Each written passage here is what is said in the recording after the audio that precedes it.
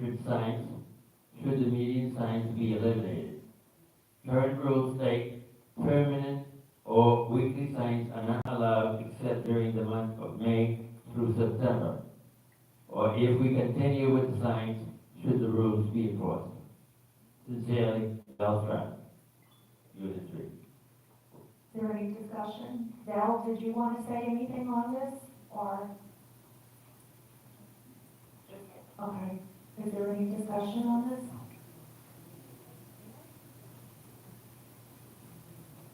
Okay.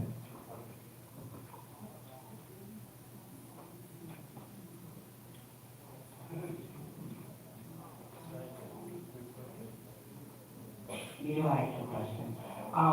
Besides, why only April through September? Oh, Sandy Lewis, Unit 1. Why are signs only allowed there April through September? I don't get that. It's not like up north where they're going to be in the way of the snow or anything like that. It should be year round. And as far as, I do the Monday night show and we put the sign up the night of the show. I like the signs. You know what's going on, you know when it's going on. When it's over, they take it down, somebody else puts the sign in. I mean, how are you going to know what's going on?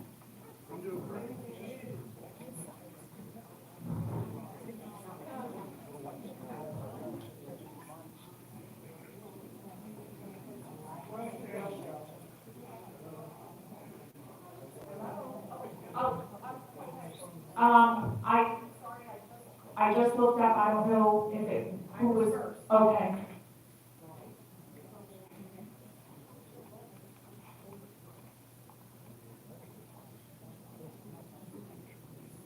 Vivian Blair, Unit 4.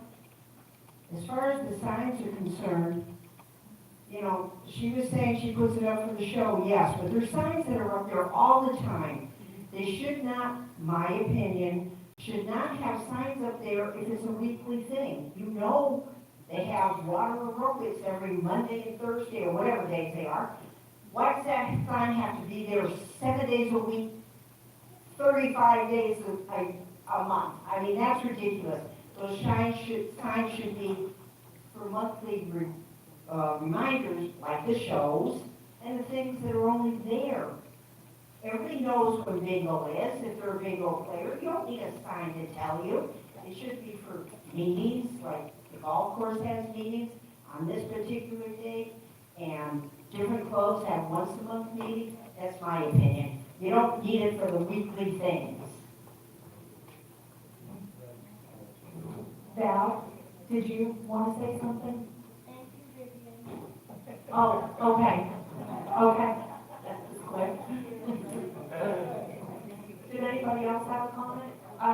Tracy?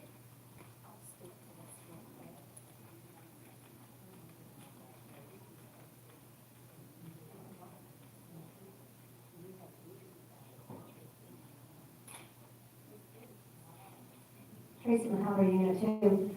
I just want to mention that the Traffic Safety Committee has this particular item under review right now, and we're working on a lot of options. So we've talked about this, and it's just not something we have tabled it because we have other priorities. But I do want to let you know that we are working out a solution. So what it is right now, I can't tell you that, but I do want to let you know that we're working on some kind of compromise with those signs. So we feel that they might be a distraction because we have a lot going on coming in that gate. So that's our main focus. But again, we're working on it, and as soon as we come up with something, I'll certainly let everybody know. Thank you. Val, you have. I forgot. Okay.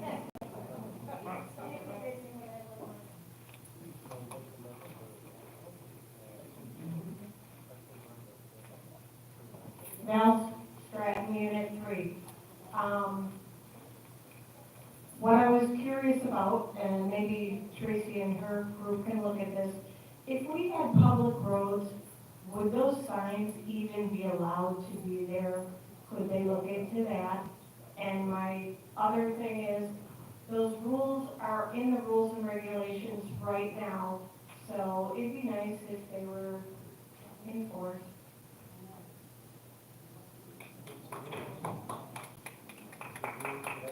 Thanks, Val.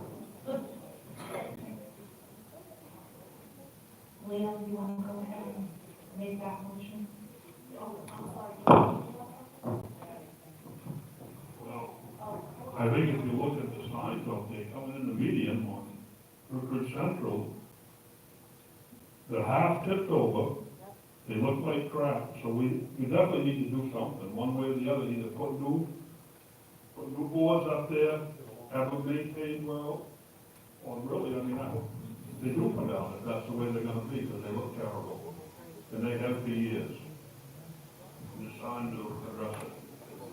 Why don't we rent the sign? All right, Why don't we rent the space and take the money to keep the Central Avenue up? If they want to use the signs, pay a fee for it, upgrade the area. I mean, that sounds simple.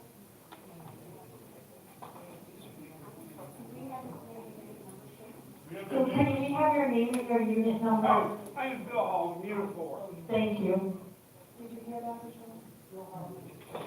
Ma'am. Leo? Okay, I make a motion to place on annual membership meeting agenda, rules and regulations, Article 4, Section 4, entrance signs. I second. All in favor? Unanimous?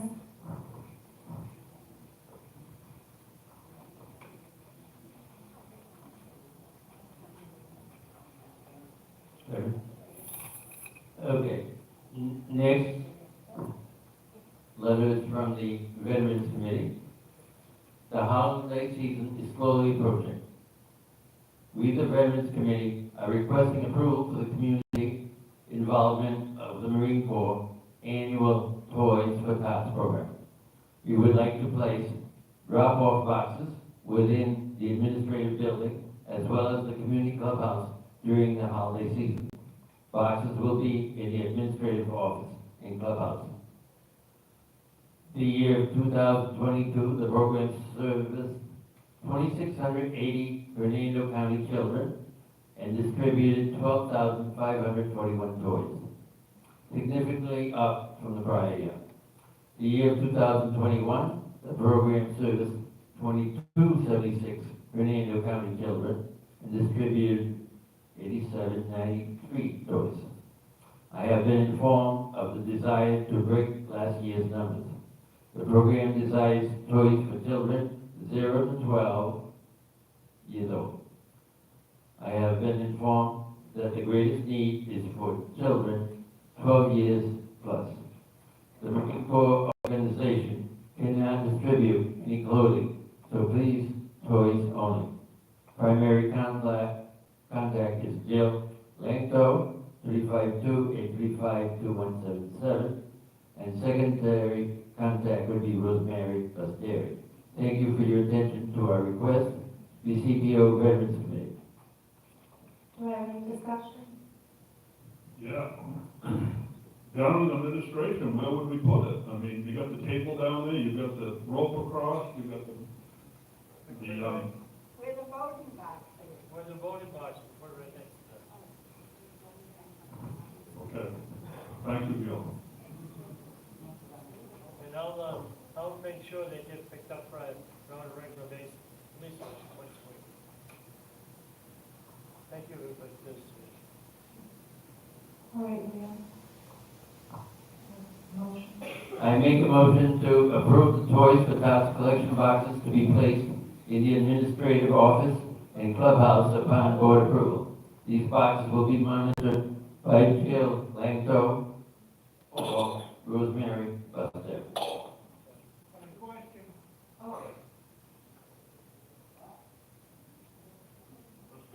Rich? Yeah. Can I get a second on this, a second for the box, the collection box? Second, all in favor? It passed unanimous. Make it simple. Toys for Tots, a couple of years ago, Rich Strand, I'm sorry, the men's club and social dance put together $700 out of their pockets to go to about 192 Disney World, 50% off shop, and being a veteran, they gave you another 20%.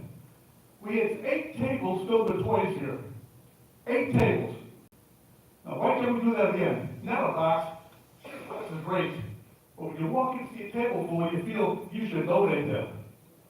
I look at a box and, oh, what is this here? Oh, gee, what is that? $2 box. You don't do that. We're fortunate to have what we have here today.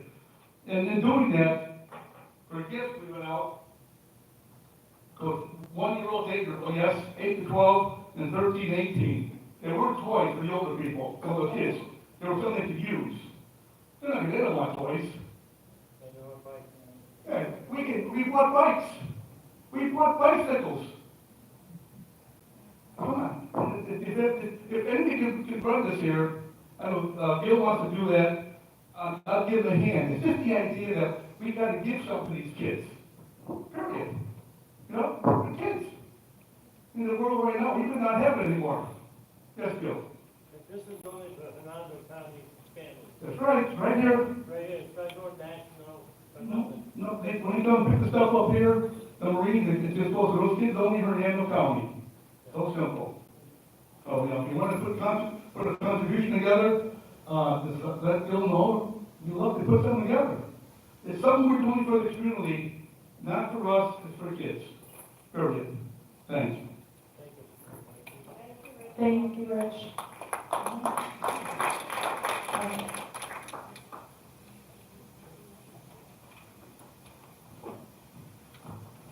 Good evening, everybody. I'm just going to stand here so I can see everybody, and you won't have to look at my Petunia. Thank you very much for coming. Thank you very much for having the trust in us to continue serving all of you, because that's what we do. We serve all of you. We greatly appreciate it. Just a couple of updates, and I thought this would be a good time to speak about the election committee. I know, let me just say what I've got to say here, and then I'll give it to you. No, we actually I had the pleasure to go into the last unit rep meeting, and I made it clear to our election committee that was there, and I want to make it clear to everybody here and all the residents, this board is completely 100% hands off the election. You will not see us at all dealing with anything for this election. I have even said if that ballot box was rolling outside, I wouldn't stop it. It's hands off. That is the best, honest, and transparent way that we can be. If there is a problem, they can go to Arlene. I asked Arlene if you have to when you go to the attorney, then, oh, my time's up. That's all right. But I had to say that. For her to go to the attorney, to just CC us, but there will be no reply from us. The day that the in-person is taking place, we will come up here only to answer questions. We will not come around any of those tables. If they have a question, they can meet us somewhere in the middle. But I just wanted to make sure that that was put out to all the residents. We are firm on that as a board, that we will have nothing to do with the election. However it is, that's what elections are for, okay? I want to give a quick update on Fleetway. I know, I don't know if you have been watching it. I did look at it again online.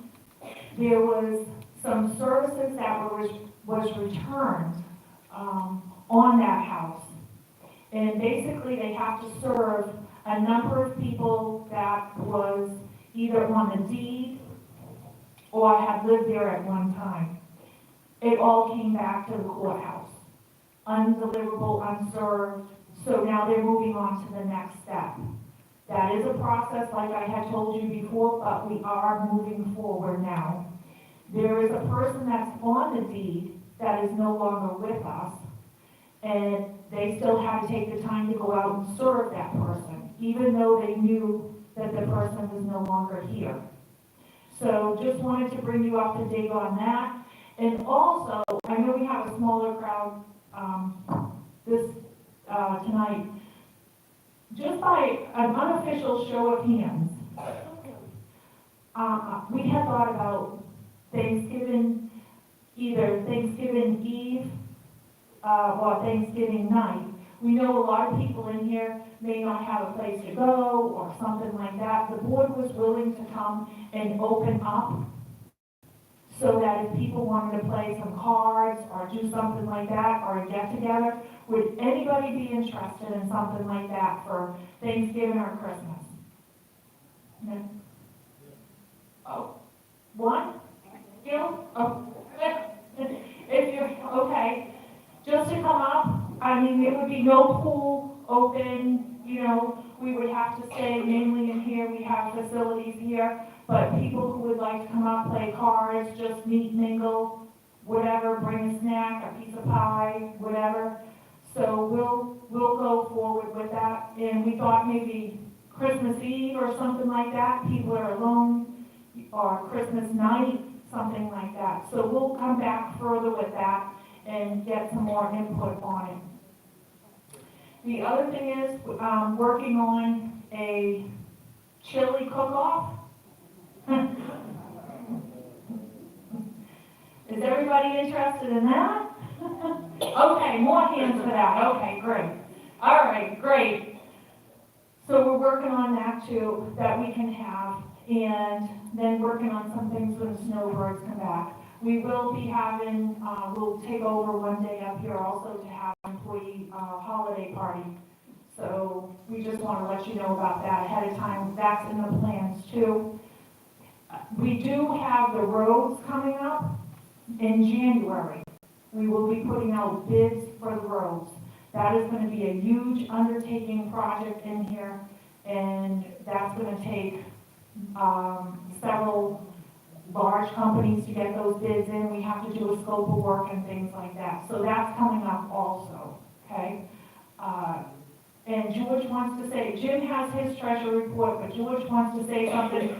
Leo wants to say something, so I'm gonna shut up now and sit down. But thank you, we appreciate every single one of you. And just putting a plug out there for the entertainment, the Thursday entertainment. I went for the first time, and I can tell you it was absolutely fabulous. So if that was our first time, they did an outstanding job. And if you haven't got tickets or got a chance to go, I highly recommend it. And Dick and his whole crew, Trudy and Terry and all them, they do an outstanding job. So thanks everybody, I appreciate every single one of you. Okay. This has been a topic, and this has been a big subject, and a lot of phones have rung over this. Why is the outbound gate always up? Well, I think the biggest reason is because it's so slow that it comes up, and it might stay up for 4 minutes, and all of a sudden it falls down. We can't afford to keep hitting the vehicle. So that's why it's up. But we ordered a brand new tower and a brand new arm. It's going to be taken out. The outbound gate on the resident side, that piece of crap that we have out there is coming down. So we're going to get a brand new one. It should be in and done within a week and a half. It's been ordered. I just want to throw that out there. Will it be faster? That will match. Oh, yeah, much faster. That's gonna match the inbound. And as far as we've had complaints and stuff about the barcodes, some of it is because of the gate is so slow, and when it was down, people would piggyback and try to get out before anybody else. Well, that eye only can read so many at once, and if it's not reading, it's gonna come down. So that's why it's up. Nobody's fault. The guy is doing exactly what they should do, because we don't want nobody to get hurt. Been brought to my attention, and it's in the deed restrictions, that no more working for the contractors on Sunday here. That means mowing lawns, building houses, doing decks. We're not supposed to have them in here. That was under the one year thing because we had rain every 4 or 5 days, and they had to come in to get the mowing done. I suggest that we go back to what it was supposed to say in the deed restrictions, no work in here on contractors on Sundays, because we do have that problem. So now, we got a radar gun. Oh, okay. Internet, unit 1. I was going to ask you, actually. Put the mic I'm sorry, I forgot what I was going to ask you. Oh, about because I work at Bar Shack. We were allowed to let, the landscapers come in on Sunday. Now, whose job is it to know, landscapers know? So I would suggest maybe sending out an email or a letter or something to the residents, letting them know they need to let their people know not to come in on Sundays. We can send out an email blast. Yeah, we can do that. Right, yeah. That would be helpful, thank you. Thank you. And then we have an issue, you know that we bought a brand new radar gun for around $5,000. The old one sat in there for 2 years because it wasn't worth fixing. Well, Harry and Rich took it out, had it taken out to Colorado, the people that manufactured this, and it cost us $137 to fix. So, to me, is we wasted $5,000. They waived the 137. Yeah, they waived the 137, I did not know that, thank you. So it's sad, we could have had that gun fixed back then, we wouldn't be going through the $5,000. And I got one more thing, and then I'll sit down and be quiet. No laughter. You know, everybody's been talking about it, we're getting suspended from the privileges at the pool because of, you know, the church services that they have up here, and all the groups, the entertainment, that we get caught speeding. My opinion, and this is only my opinion, and I'm gonna work on it, so that I don't think we should we lose our privileges at the clubhouse, because we're speeding. I don't know if that's something that we can put on the agenda to vote on. I mean, they can, on the match to vote on, I don't know. But I am gonna work on that, and that's been I've had a lot of telephone calls about